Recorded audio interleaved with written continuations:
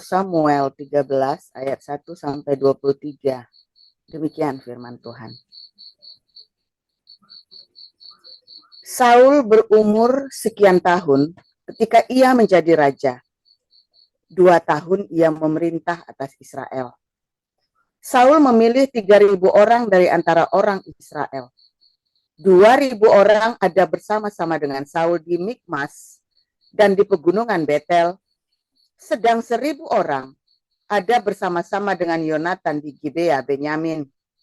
Tetapi selebihnya dari rakyat itu disuruhnya pulang masing-masing ke kemahnya.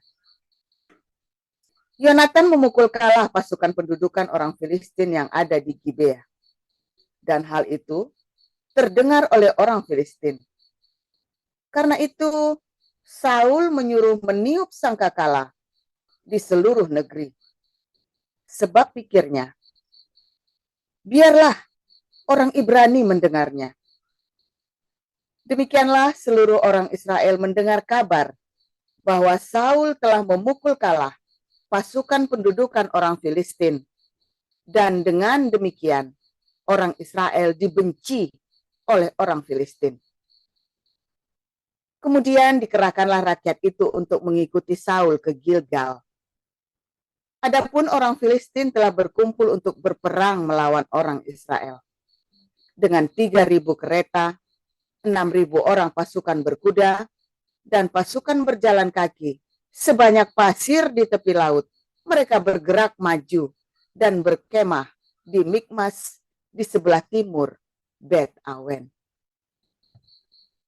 Ketika dilihat orang-orang Israel bahwa mereka terjepit sebab rakyat memang terdesak, maka larilah rakyat bersembunyi di gua, Keluk Batu, Bukit Batu, Liang Batu, dan Perigi. Malah ada orang Ibrani yang menyeberangi arungan sungai Yordan menuju tanah Gad dan Gilead. Sedang Saul masih di Gilgal dan seluruh rakyat mengikutinya dengan gemetar. Ia menunggu 7 hari lamanya sampai waktu yang ditentukan Samuel. Tetapi ketika Samuel tidak datang ke Gilgal, mulailah rakyat itu berserak-serak meninggalkan dia. Sebab itu Saul berkata, bawalah kepadaku korban bakaran dan korban keselamatan itu. Lalu ia mempersembahkan korban bakaran. Baru saja ia habis mempersembahkan korban bakaran, maka tampaklah Samuel datang. Saul pergi menyongsongnya untuk memberi salam kepadanya. Tetapi kata Samuel, apa yang telah kau perbuat?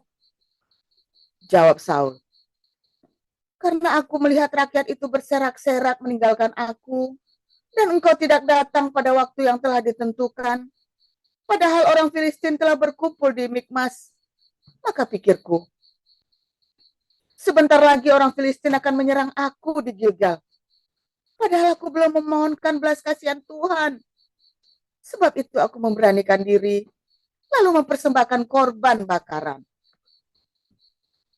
Kata Samuel kepada Saul, perbuatanmu itu bodoh. Engkau tidak mengikuti perintah Tuhan Allahmu yang diperintahkannya kepadamu. Sebab sedianya Tuhan mengokohkan kerajaanmu atas orang Israel untuk selama-lamanya. Tetapi sekarang kerajaanmu tidak akan tetap. Tuhan telah memilih seorang yang berkenan di hatinya, dan Tuhan telah menunjuk dia menjadi raja atas umatnya, karena engkau tidak mengikuti apa yang diperintahkan Tuhan kepadamu. Kemudian berangkatlah Samuel dan pergi dari Gilgal ke Gibea Benyamin. Tetapi Saul memeriksa barisan rakyat yang ada bersama-sama dengan dia itu. Kira-kira 600 orang banyaknya. Saul dan Yonatan, anaknya, dan rakyat yang ada bersama-sama dengan mereka tinggal di Geba Benyamin. Sedang orang Filistin berkemah di Mikmas. Maka keluarlah orang-orang penjara dari perkemahan orang Filistin dalam 3 gerombolan. Gerombolan yang satu mengambil jalan ke Ofra, ke daerah Shual. Gerombolan yang kedua mengambil jalan ke Bet Horon, dan gerombolan yang satu lagi mengambil jalan ke perbatasan yang menghadap ke lembah Zeboim, arah ke padang gurun. Seorang tukang besi tidak terdapat di seluruh negeri Israel. Sebab orang Filistin berkata, jangan-jangan orang Ibrani membuat pedang atau tombak. Jadi, semua orang Israel harus pergi kepada orang Filistin untuk mengasah mata bajaknya, beliungnya, kapaknya, atau aritnya masing-masing. Adapun bayarannya ialah 2/3 shikal untuk mata bajak dan beliung, dan 1/3 shikal untuk mengasah kapak dan untuk memasang kusah. Sehingga pada hari pertempuran itu sebilah pedang atau lembing pun tidak terdapat pada seluruh rakyat yang ada bersama Saul dan Yonatan. Tetapi Saul dan Yonatan, anaknya itu, masih mempunyainya. Dan suatu pasukan pengawal orang Filistin telah keluar ke pelintasan gunung di Mikmas. Matius 3 ayat 1 sampai dengan 17, demikian firman Tuhan. Pada waktu itu tampillah Yohanes Pembaptis di padang gurun Yudea dan memberitakan, bertobatlah sebab kerajaan surga sudah dekat. Sesungguhnya dialah yang dimaksudkan Nabi Yesaya ketika ia berkata, ada suara orang berseru-seru di padang gurun, persiapkanlah jalan untuk Tuhan, luruskanlah jalan baginya. Yohanes memakai jubah bulu unta dan ikat pinggang kulit, dan makannya belalang dan madu hutan. Maka datanglah kepadanya penduduk dari Yerusalem, dan dari seluruh Yudea, dan dari seluruh daerah sekitar Yordan. Lalu sambil mengaku dosanya dan mereka dibaptis oleh Yohanes di sungai Yordan. Tetapi waktu ia melihat banyak orang Farisi dan orang Saduki datang untuk dibaptis, berkatalah ia kepada mereka, hai kamu keturunan ular beludak, siapakah yang mengatakan kepada kamu bahwa kamu dapat melarikan diri dari murka yang akan datang? Jadi hasilkanlah buah sesuai dengan pertobatan. Dan janganlah mengira bahwa kamu dapat berkata dalam hatimu, Abraham adalah bapa kami, karena aku berkata kepadamu, Allah dapat menjadikan anak-anak bagi Abraham dari batu-batu ini. Kapak sudah tersedia pada akar pohon, dan setiap pohon yang tidak menghasilkan buah yang baik pasti ditebang dan dibuang ke dalam api. Aku membaptis kamu dengan air sebagai tanda pertobatan, tetapi ia yang datang kemudian daripadaku lebih berkuasa daripadaku, dan aku tidak layak melepaskan kasutnya. Ia akan membaptiskan kamu dengan Roh Kudus dan dengan api. Alat penapi sudah di tangannya. Ia akan membersihkan tempat pengirikannya dan mengumpulkan gandumnya ke dalam lumbung. Tetapi debu jerami itu akan dibakarnya dalam api yang tidak terpadamkan. Maka datanglah Yesus dari Galilea ke Yordan kepada Yohanes untuk dibaptis olehnya.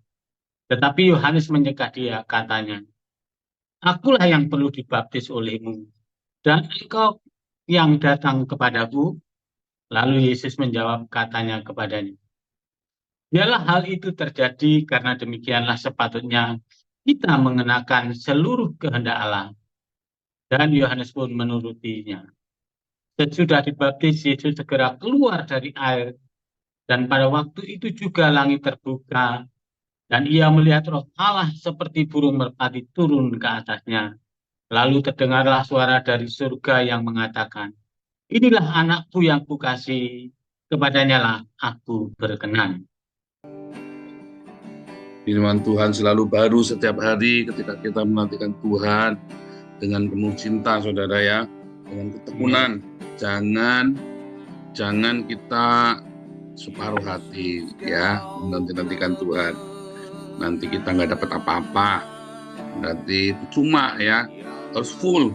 Nah, jangan separuh-separuh ya. Banyak orang percaya kepada Tuhan, tapi itu tadi bandel ya. Karena kalau sudah percaya sama Tuhan, kalau Tuhan sudah bilang, itu saudara ya. Saya ingat ceritanya Joko Tarub ya. Ada yang ingat Joko Tarub. Ya, dia menikah sama bidadari ya. Dan yang 72 nyangkut satu itu ya di itu ya, Joko Tarub itu ya. Jadi Joko Tarub ceritanya ini menikah sama bidadari, lalu bidadarinya bilang syaratnya adalah kalau saya masak kamu nggak boleh ngeliat dalamnya ya. Ya, sehingga tahu cerita itu ya saudara ya, bandel ini ya, heran ya, kenapa sih nggak boleh ngeliat? Terus tahun, 2 tahun, 3 tahun, 5 tahun, 10 tahun, akhirnya suatu ketika ya Joko Tarub penasaran, kenapa kalau masak saya nggak boleh ngeliat dalamnya? Dibuka lah itu ya, dandangnya dibuka, ataunya cuman sebatang ini tadi ya, sebatang tanaman padi saja yang dimasak. Loh, kok cuma sebatang tanaman padi, terus kita makan nasi? Wah, jadi itu bikin mujizat bidadarinya ya. Sebatang tanaman padi itu bisa jadi banyak ceritanya begitu. Nah, lalu si ketahuan ya, jadi si bidadari bilang, nah kamu sudah melanggar aturan, apa syaratnya, bandel kamu. Akhirnya si bidadari ini ternyata sudah menemukan selendangnya di balik semua tumbukan padinya ya, lumbung padinya Joko Tarub. Lalu si bidadarinya pergi ya saudara ya. Dan ada banyak cerita-cerita serupa ya, apalagi saudara ingat putri salju yang cerita Jepang itu saudara. Ada suatu putri datang ke seorang nelayan itu kan, wah cantik sekali, ya kamu jadi istriku. Akhirnya mau jadi istrinya, syaratnya jangan pernah suruh saya mandi ya. Nah, katanya ternyata disuruh mandi paksa ya. Akhirnya ternyata ya dimandiinnya meleleh kan. Nah, terus menyesal si nelayan ini. Dan ada banyak sekali cita-cita begitu. Ada lagi ya saudara apa? Ikan mas itu ya saudara ya. Ikan mas bersisik-sisik emas berwarna-warna ikan. Nah, ikan mas ini juga sama, jadi putri cantik menikah. Ya, dibilangin jangan, kalau saya lagi masak kamu nggak boleh lihat. Sama lah ceritanya serupa, intinya bandel. Ini lagi kasih tahu jangan bandel. Kalau sudah bikin perjanjian aturan jangan bandel. Itu kan cerita saudara ya, cerita rakyat. Saya kalau baca cerita itu saya cukup heran saudara ya. Ini ceritanya yang bikin goblok saudara ya. Saudara bayangin, Anda janjian sama orang ya. Misalnya saya menikah nih sama anak dulu janjian ya, kalau aku masak tapi jangan dibuka nggak sama saudara? Nggak mungkin nggak dibuka, pasti dibuka. Ya, janjian ya, jangan dibuka. Yang bikin cerita ini goblok saudara. Saya nggak habis pikir. Kenapa? Tapi ada lagi cerita yang saya lebih mengharapkan lagi. Saul dibilangin, nanti ya nunggu saya ya, mau perang nunggu saya. Saul bilang, Raja Saulnya ya, iya nunggu. Tapi datang ini, padahal kalau perang ini kita harus mempersembahkan korban bakaran dulu. Nah, gimana, nggak boleh. Jadi bandel sih Raja Saul, kita bikin dulu dah. Urusan nanti deh, yang penting kita ini dulu, kita langgar dulu. Nah itu dia saudara, bandel saudara ya. Cuman gara-gara gitu saja dimarahin. Enggak saudara. Cuman gara-gara gitu aja dimarahin sampai udah copot jabatannya jadi raja. Cuman gara-gara suruh nunggu Raja Saul nggak mau. Raja Saul suruh nunggu Samuel nggak datang. Ya akhirnya si Raja Saulnya nekat mempersembahkan korban sendiri padahal kan nggak boleh aturannya. Nah, Tuhan Yesus sudah sama saudara ya. Ketika Yesus datang pada Yohanes Pembaptis, loh harusnya aku yang dibaptis katanya Yohanes. Kamu yang membaptis aku, kok malah kamu yang minta dibaptis? Oh, biarlah terjadi sesuai kehendak Bapa. Jangan bandel. Intinya begitu ya si diri. Yesus bilang sama Yohanes, udah jangan bandel. Wah, cepetan baptis. Kan begitu. Bandel. Anda kebayang nggak sih cerita itu saudara? Betapa ini kan hal-hal yang sepele. Emang kenapa kalau Yesus yang membaptis Yohanes? Kenapa harus Yohanes yang membaptis Yesus? Ya kan? Itu semua itu ada aturannya, ada ceritanya, ada usulnya. Segala sesuatu keteraturan ya yang dibuat penggenapan hukum Torah. Sebab kalau Yesus yang membaptis Yohanes, ya makanya gara-gara itu saja bisa batal. Kenapa? Ya memang aturannya begitu. Ya ada keselarasan keteraturan. Ya dulu sering kita kalau meeting itu ya, aturan dibuat untuk dilanggar, nggak boleh, saudara ya. Aturan dibuat bukan untuk dilanggar. Kita harus patuh dengan aturan kita sendiri. Saya saja sama, kita harus patuh semua ya. Saya saja kalau lagi mengusulkan apa, nggak harus langsung bisa aturan. SOP itu penting, saudara ya. Saudara-saudara, para pengurus yayasan, jangan pernah anggap remeh SOP, standar operasional prosedur. Saudara, hal-hal yang sepele kalau kamu langgar, ya nanti kalau terjadi sesuatu, ya gegeran apa segala macam, maka jadi besar masalah itu, saudara ya. Karena ada standar operasional prosedur yang dilanggar. Mengapa dilanggar? Bandel. Ya, karena dilanggar. Kenapa sih harus dilanggar? Kadang-kadang karena egonya kita kan, kesombongan kita kan. Ya, masa kamu ini nggak percaya sama saya? Jangan pernah melanggar aturan yang sudah kita sepakati bersama, saudara. Kamu pikir, cuma begini saja. Iya, kamu pikir cuma begini saja. Tetapi kamu gara-gara SOP yang dilanggar itu, kamu bisa dituduh macam-macam. Dan kamu tidak kuat nanti dengan tuduhan itu. Padahal sepele ya, kan cuma uang sedikit saja loh. Dan masalah uang sedikit. Tapi dari situ orang menilai, oh ternyata kamu ini tidak taatnya. Kamu ini bahaya juga nih. Saudara, di Belanda ini, kamu pikir kalau naik kereta itu kan nggak diperiksa, kalau Belanda ya, nggak diperiksa, saudara.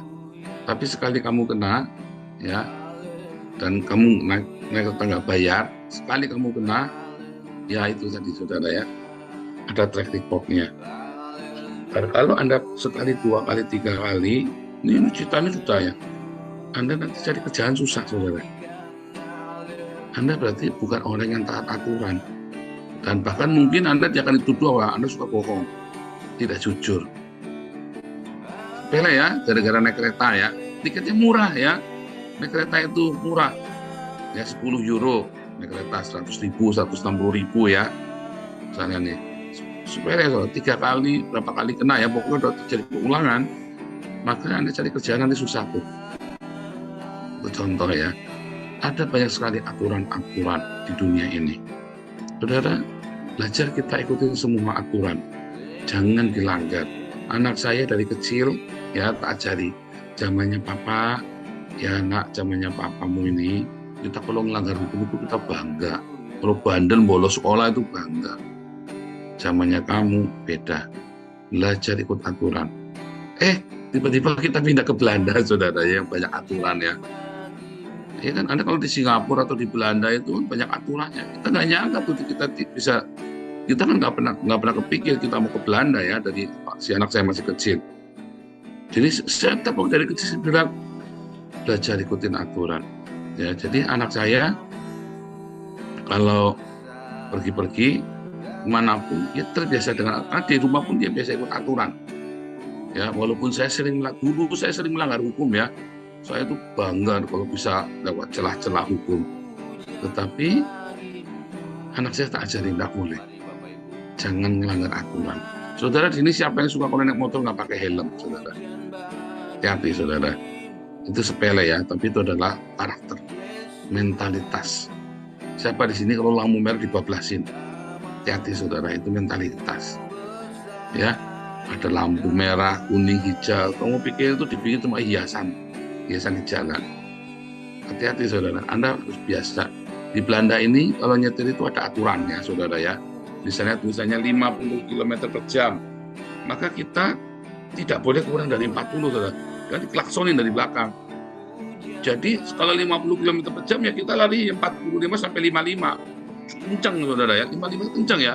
Makanya begitu di lampu merah ada yang melanggar aturan, ya brek, saudara.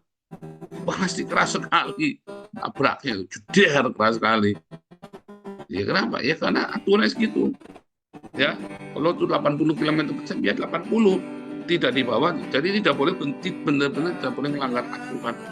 Ya, kalau Anda 80 km per jam boleh 50 km jalannya, tetapi kan sudah terbiasa, karena kita terbiasa lari 75 sampai 85. Ya, jadi kalau di tikungan ada yang langgar, ya pasti tabrakannya keras sekali, saudara. Ya, nah itu seperti itu contoh ya. Ya, bahayanya, ya bahaya ketika kita semua, setiap kita meremehkan aturan. Ya, Anda itu sebenarnya ya, perilaku Anda di jalan raya dari nggak pakai helm, nggak punya SIM naik motor, ya. Siapa di sini nggak punya SIM berani naik motor, saudara? Itu bahaya, saudara ya. Siapa di sini yang membiarkan anaknya masih 15 tahun, SIM-nya nembak, lalu naik motor, apalagi nggak pakai SIM sama sekali. Oh, bahaya sekali anak-anak 15 tahun itu ya. Waduh, kalian ketika anaknya tabrakan atau apa, mati mending, saudara. Kakinya tuh patah, saudara, diamputasi. Apa ada penyesalan seumur hidup itu, saudara. Nah, aturan jangan pernah dilanggar. Biasakan hidup kita ini, ikuti aturan yang sudah ada berlaku. Pak, kalau ikut aturan, laku bagian. Oh, jangan salah, saudara. Ikutin aturannya. Ya, belajar ikutin aturan. Ketika hati kita belajar taat, orang lain nggak taat, Pak, ya biarin saja, nggak apa-apa. Kalau di jalan apalagi kan, serobot-serobotan, ya udah Anda berangkatnya yang awal, supaya jangan serobot-serobotan. Jadi kalau diserobot orang, ya direm saja. Kita kalau belajar di mobil, di Belanda dikasih tahu, coba kenceng ya, kita serobot-serobotan gitu. Sampainya sama loh, cuma beda 5 menit. Misalnya dari tempat saya ke Den Haag, kan 1,5 jam sampai 2 jam. Mau kita serobot-serobotan kayak apa, nyampe tetap sama, cuma beda 5-10 menit aja. Ya entah kenapa bisa sama hitungannya begitu ya, karena ada lampu merah. Coba bayangin, dia udah ngebut, kena lampu, kena itu kan traffic light kan, berhenti, saudara. Akhirnya kita di belakangnya dia lagi, padahal dia udah pontang-panting kemana-mana kan. Ngebut lagi, wow, pontang-panting, nggak sampai melintir-melintir, yang larinya itu terpontal-pontal itu. Tiba-tiba kena traffic jam. Akhirnya kita di belakangnya dia lagi, saudara. Ngebut lagi, pontang-pontal lagi, kena lampu merah lagi. Tiba-tiba kita ada di belakangnya dia lagi. Ya begitulah, saudara ya. Jadi ikutilah aturan. Ya, nyampainya nggak beda jauh, saudara. Resikonya lebih besar. Tapi seringkali kita suka melanggar aturan karena apa? Karena kesombongan kita. Kita pikir, wah hebat kita melanggar aturan. Sebenarnya nggak bodoh, saudara. Melanggar aturan itu bodoh. Jangan bangga ketika kamu berhasil sukses dari hasil melanggar aturan. Kamu, setiap aturan yang kamu langgar, hari ini kamu lolos, saudara. Bulan depan kita nggak tahu. Tapi kalau kamu selalu ikutin aturan, hidupmu tenang. Ya, ada di dalam track hidupnya itu. Ya, dari mulai aturan hukum yang berlaku, prosedur, ikutin saja. Ya, saudara ya, usahakan hidupmu selalu tepat di dalam menuruti aturan-aturan yang ada. Sebab kalau kamu belajar melanggar hukum, ya nanti selamanya kamu, apalagi kamu bangga ya anak-anak kamu ajari begitu ya. Ya anakmu akan menghasilkan orang-orang yang tidak teratur lagi. Jadi dalam kepalamu aturannya bisa dilanggar. Lalu buat apa bikin aturan? Buat apa bikin SOP, saudara? Akhirnya kita saling sikut, saling tendang. Dibalikan ke aturan, ya semuanya sudah nggak ikut aturan. Sudah salah semuanya. Akhirnya kita nggak tahu yang benar. Saudara kan kebenaran itu ada karena ada aturan, saudara. Jadi kalau kamu sekalipun kamu benar, tetapi kamu melanggar aturan, kamu tetap salah. Sekalipun kamu benar. Makanya dalam investigasi pengadilan itu, Anda lihat ya di dalam pengadilan, di dalam sistem hukum, kalau kamu berhasil ya menggugat seseorang, tapi ada satu caramu yang tidak sesuai prosedur, maka gugatanmu atau putusan terhadap orang ini bisa batal, saudara. Walaupun dia memang salah. Tapi caramu menegakkan kebenaran dengan tidak prosedural bisa batal, saudara ya. Di pengadilan itu ya namanya pra peradilan ya. Kamu ditangkap polisi nih, kamu jelas kamu maling ayam, jelas. Tapi kamu ditangkap polisi, langsung kakinya ditembak gitu. Sebenarnya kamu bisa pra peradilan dan kamu bisa menang, karena maling ayam itu nggak boleh ditembak. Ya kan udah pasti menang, malah kamu bisa menggugat balik. Nah, tetapi kan aturannya nggak ditegakkan lagi, ya kan? Jadi aturan-aturan yang tidak diatur, akhirnya semuanya nggak ada yang bisa diatur. Semua orang bisa jalan dengan lalu buat apa aturan itu dibuat? Iya kan? Gara-gara siapa, saudara? Gara-gara kita. Siapa di sini kalau bikin KTP nyogok? Kan gara-gara kita kan, sistem itu kan. Yang buat apakah pemerintah? Bukan, karena kita pengennya dulu-duluan, cepet-cepetan. Ya, seminggu kita nyogok cuma 1 hari, ya enggak apa-apa. Kenapa sih kudu satu hari, ya seminggu saja, enggak apa-apa kan. Tapi kan kita pengennya begitu kan, kita 1 hari saja dipercepat, maunya dipercepat apa yang standar. Itu kan bahasa halus sebenarnya, dipercepat. Iya kan. Loh, kalau di Belanda ada tulisannya ya, ekspres, normal. Oh itu langsung. Ya kemarin saya ini ya ganti paspor ya, karena kan pergantian ke paspor Belanda kan, dari izin tinggal ke paspor Belanda. Ditulis saudara, kalau yang normal cuman 17 euro, ekspres 50 euro. Saya bayar 50 euro karena waktu itu mau ke Israel ya, saya bayar 50 euro. Tetapi itu resmi saudara ya. Nah, kalau di Indonesia kan nggak ada tarif gitu, oke cepat aja. Kalau nggak nanti bisa 4 bulan misalnya begitu kan. Ya karena kita yang membuat begitu, akhirnya kacau semua. Coba saudara, terutama kita yang di yayasan ya saudara, ayo ikutin prosedur, standar operasional prosedur itu jangan dilanggar. Nanti kalau dilanggar sampai terjadi kriminal, ya aduh saudara, kalau cuma malu nggak apa-apa saudara. Tapi kemudian tiba-tiba saling menggugat, ya hati-hati saudara ya. Ikutilah standar operasional prosedur yang sudah kita sepakati, yang sudah ada. Kalau ada apa-apa, ya kita digugat, itu bisa masuk penjara saudara. Ya kebetulan selama ini beberapa orang yang melanggar prosedur ya keluar tanpa kita harus menunggu ke polisi segala macam. Tapi kan akhirnya ribut kan. Saudara ya. Dia pikir semua dilanggar, gini saja kok. Sumpah serapah. Nah, bukan masalah begini saja kok. Kita sudah sepakat. Nah, kalau gitu ngapain bikin aturan? Kalau gitu kita nggak usah bikin yayasan, uangnya kirim ke saya saja semua. Iya kan? Nggak usah bikin aturan. Saya kepengen tak kasih, nggak kepengen udah tahan saya mendingan saya buat foya-foya di sini kan. Nah, itu aturan dibuat.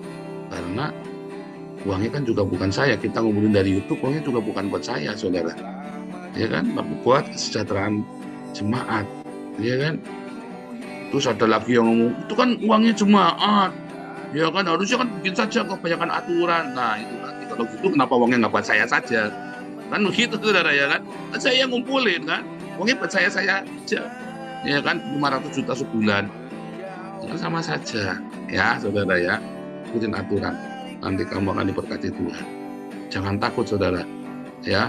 Ini zamannya zaman edan, orang melo edan, orang ketuman. Tapi kalau kamu edan, kamu sakit jiwa saudara.